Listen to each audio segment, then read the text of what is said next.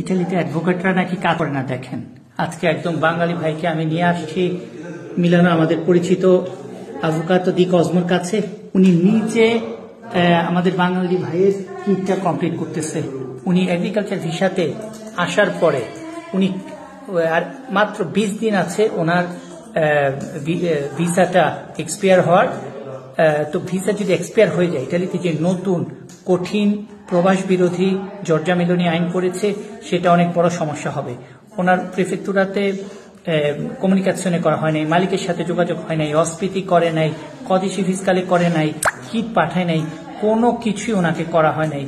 আপনারা, আমি আগেও বলেছি, অ্যাডভোকেটের কাছে যাওয়া যেমন ইম্পর্টেন্ট, তার থেকেও বড় ইম্পর্টেন্ট একটা অনেস্ট অ্যাডভোকেটের কাছে যাওয়া। কারণ তারা যদি সঠিকভাবে আমাদের কাজগুলি না করে, এই ভাই এখন বসে আছে, তার নিজের কাজটা অ্যাডভোকেট নিজে compilare করতেছে। grazie per la sua disponibilità, sta compilando kit, lo stesso momento sta mandando una comunicazione.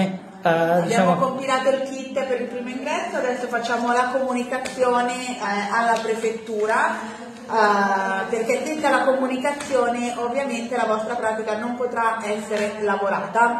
Ok, grazie, non vorrei disturbarla. আপনারা ইতালিতে আসার পরে কেন যে সাথে সাথে উকিলের কাছে যান না, এই কাজগুলি যদি না করেন ভবিষ্যতে কত যে বিপদের মধ্যে আমাদের পড়তে হবে আপনাদের ধারণা নাই। তাই আপনাদেরকে আমি অনুরোধ করব, আপনারা ইতালির যে জায়গাতে থাকেন না কেন, যে কোনো শহরের উকিল দিয়ে আপনারা এই কাজগুলি করতে পারবেন। আর একটা ভালো উকিলের কাছে যান। মিলানোতে অ্যাডভোকেট ডি কসমো ইতালির যে শহরে আপনি এসে থাকেন না কেন আপনাকে হেল্প করতে পারবে। তাই এটা আপনাদেরকে অনুরোধ করব। Grazie avvocato. Grazie a voi, ciao.